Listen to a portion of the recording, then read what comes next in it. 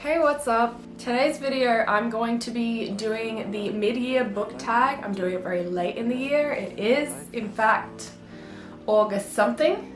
12. It is August 12th. It's one of my best friend's birthdays. It's my best friend's. Whatever. I'm going to be using the questions that Larry Reed's used. The ones from her description. Just gonna start. The first question is best book you've read so far in 2026. I didn't prepare anything for any of these questions, so I'm just literally going to look at my bookshelf and then pick something. Best book. You see, the thing is I don't remember what I read and when I read it, so 1 second. Alright, I grabbed one that is not the answer because I think it is another question. So, I think the best book I read so far in 2026 was actually the first book that I read in 2026, which is Nightshade by Autumn Woods. The sequel, the second part to the duology comes out very soon. I think it was already meant to be out, but I don't know, America has it and Australia doesn't, so I'm pretty sure that this is the best book I've read so far in 2026. There might be another, there's a lot of books that I've read so far this year that I absolutely love, but this is the one that stands out to me because I specifically remember rating this 5 stars and I still think about it. And I read it literally at the very beginning of January. Everything else I can see, like I can see other things that I rated 5 stars or even less than 5 stars that really stuck with me, but not as much. So Nightshade is the answer to the best book I've read so far in 2026. The worst book I've read so far in 2026, this one's really easy. And if you've watched my other video recently, then you would know. Bourbon and Lies by Victoria Wilder. This is the worst book I've ever read. And I read it this year. This was our first book club pick. So for my in-person book club with my friends. Yeah, this was awful. So I really hated it. It made no sense. It was just very silly. So I hated this. That was the worst book ever. And funnily enough, I tabbed both of these and I barely ever tab my books, but I do for book club, and then this one I just did because I had wanted to try it and I'd never done it before. So the best, okay, this is what I grabbed the other one for. The best sequel that I've read so far in 2026 is Release Me by Tahira Murphy. This is the second book after Watch Me, which starts the second generation of the Shatter Me series. So there's the original Shatter Me series, and then it's 10 years later, Watch Me is the first book, and then this is the second book. And this, I did give 5 stars and I absolutely loved it. So, Release Me is amazing, and that is definitely the best sequel I've read so far in 2026. I don't know how many other sequels I've read, to be honest. Nextly, the worst sequel you've read so far in 2026. Okay. Oh, I know, I do have something for this. Yeah, I actually didn't take a very long time to think about this, so I might be missing something, and there could be something worse than this. However, oh, you know what? There is something worse than this, but I can't be bothered grabbing it, so I'm just gonna tell you. So, God of Pain by Rena Kent. This is the second book in the interconnected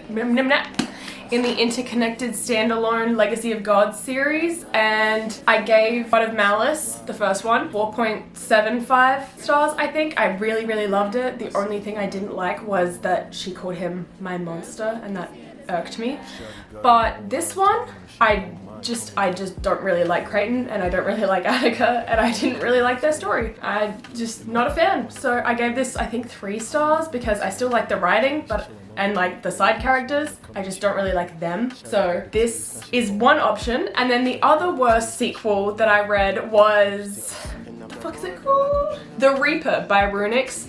I read The Predator at some point, and then I read The Reaper, and I don't think these books are bad, but I hate the writing. I like the story, I don't mind the characters, but I hate the writing so much. I hate the overuse of the specific saying whiskey and sin, which is a description that is used to describe his voice over and over and over again, and I hate that. It really irks me, it's very annoying, and yeah. So I would have to say that The Reaper is worse than God of Pain, but they're both the worst sequels that I've read this year. New release you haven't read yet but want to. Ooh, I don't know, hold on. There's two that are new releases that are sequels, and I haven't read the first one either, but I really want to read the second one. So they're both on this shelf and I really just don't want to get them. The first one is, so I haven't read A Forbidden Alchemy, but the book A Forsaken Prophecy, which is the sequel, just came out, and I really want to read those two.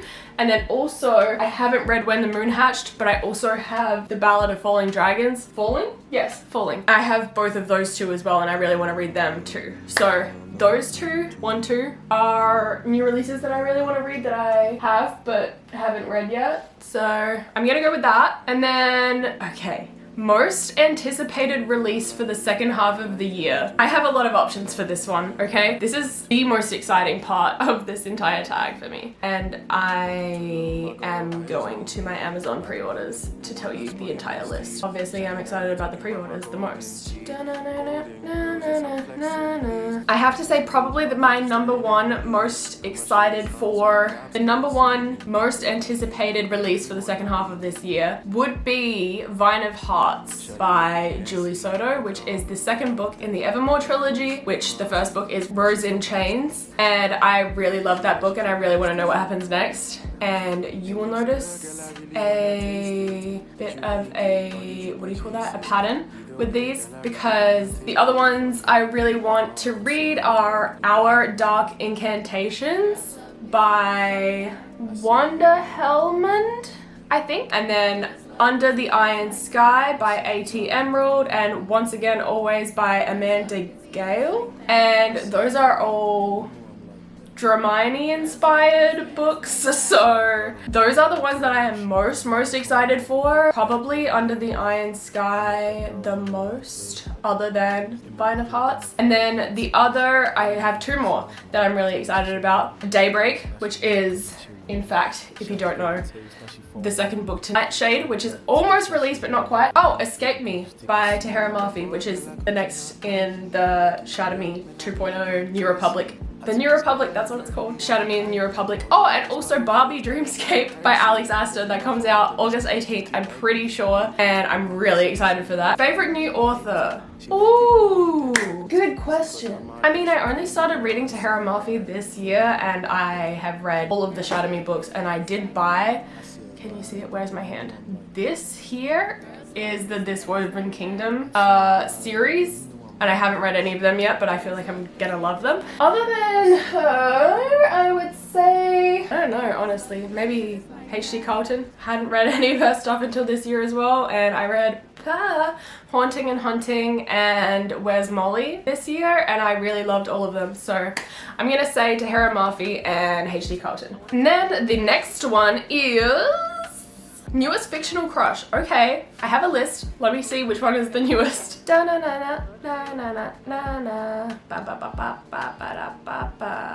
Okay, the newest fictional crush of mine is, in fact, James Anderson in the 10 Years Later edition, obviously, when he's like 21 or something, not 11. Ew. He's so funny. He's so funny in this. He is literally like a mix between Aaron Warner and Kenji. He is like, he's the best parts of the best characters in this universe combined, and he's so funny, but he's also like very capable and smart. He's adorable. Love it. I love it. I love it. I love him. James Anderson is the answer for that question. And then a book that made you cry. Haha, this is funny. When I say this is funny, I mean it's literally not funny, because what the fuck was that? Wrecked by Brie Almina made me cry. I was aggressively sobbing at 12 a.m. I got nothing good out of this. Just trauma, sadness, and despair.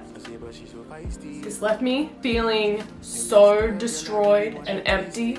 It's truly the saddest book I've ever read. Anyways, a book that made you happy.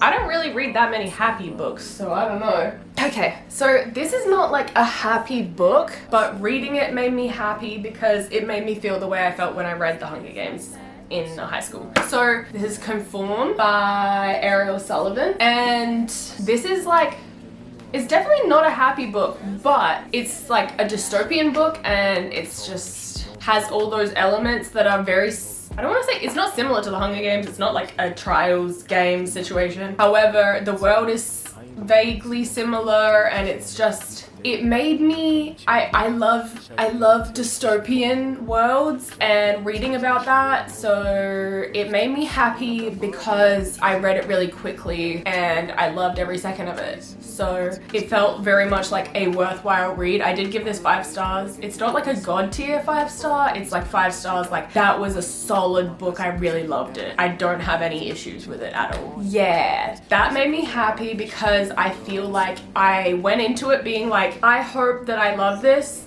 and then I really loved it. And it didn't traumatize me like Wrecked. Like, you know what I mean? It's just that it has a good balance of feelings in it. So, Conform made me happy. The most beautiful book you've bought this year so far. Eee! I have so many options for this. Banana. I'm gonna start with the obvious one because this is a Fairy Loot book. This is Shadow Reaper by Lynette Noni. And I actually have the paperback signed edition of this, which I got from Booktopia. And then I got this in my Fairy Loot and I wasn't mad about it because this is so pretty. It has the edges that go the whole way around. That is just so moody and beautiful to me. And then it has this beautiful artwork on the inside as well. And I absolutely love it. It's so pretty. Oh, there's like a letter in here. I didn't notice that yet. Yeah, I haven't read it yet. I have the little overlays in there. This is definitely one of the most beautiful books I bought this year. I do have the YA Fairy Loot subscription, so that's where this came from. So there is that one. And then another one, this I literally got in the mail today. This is Inamorata by Ava Reed. This is so stunning. It doesn't have like a pretty hardcover, it's literally just plain. However, the end papers, come on. I don't know why I'm talking to my book like it's a dog, but the end papers are really stunning as well. They're so pretty. It's very like gothic and beautiful. And then it also has the sprayed edge. It's like literally like a chain with teeth. It is book 1 of the House of Teeth duology, I believe. That's what it's called. Obviously, I haven't read it yet because I just got it today, but I've read good things about it. And there's like beautiful moths all over it. This is so, so pretty. And I liked this version better than the other hardcover version that was going around. And I could only find this at Blackwell's online. I couldn't find it really anywhere else. So yeah, and I just had to have it. The version that is at like my regular stores, like the paperback version, it kind of like, it still looks nice, but it's boring. And I wanted the beautiful version of this because I have a feeling I'm gonna love it. So there's that one. And then this is kind of a different version, like a different kind of book. It's not a stunning hardcover, but this is a really pretty, this is like indie published, it's manufactured by Amazon. It's called Bloom and Blood by Eva Chase. It's the second fate of Elodie Divine, book 1. I have the second book as well and it looks very similar. This has a printed edge, so it's not a sprayed edge, it's literally like, you can see it's like printed onto the edges of the pages and it's like butterflies. There we go. That is so pretty to me. And then I also just really love the cover. Like, that is so pretty. And I haven't read this yet, but I'm going to read it very soon. This was recommended by, not gonna lie, I don't recall her name, but her username is probably Off Reading, I think, on TikTok. I really like her. Well, I actually don't know if I've read any of her recommendations, but I like the way she recommends things. So I took this one very seriously. And yeah, so that is my third most beautiful book I've bought this year. And then I think we only have one question left. Okay, what books do you need to read by the end of the year? All the ones that are on my anticipated release thing, like every anticipated release that I talked about, those are the books that I need to read by the end of the year. And then also, honestly, these two are up there, as well as Shadow Reaper. I also really want to read Shadow Reaper. Honestly, yeah, it's honestly mostly my anticipated releases because I don't know. Oh, I really want to read Because I Killed Him. That is definitely something that I really want to read by the end of the year. I bought that being like, I'm gonna read that straight away, and then I kind of just forgot. So really want to read that by Edith Birdie. Yeah, I don't really know what else. I want to finish the Legacy of God series by the end of the year, so there is that. That's pretty much it. That was my mid-year book tag. I hope you enjoyed it. I hope it was entertaining. If it wasn't, that sucks. Bummer. Oh well, nothing I can do about it now. If you enjoyed this video, please like the video and subscribe to my channel, and I will see you in my next video. Bye! But she's so feisty. It looks good, girl, I really wanna taste it. Did you make it or did you purchase it?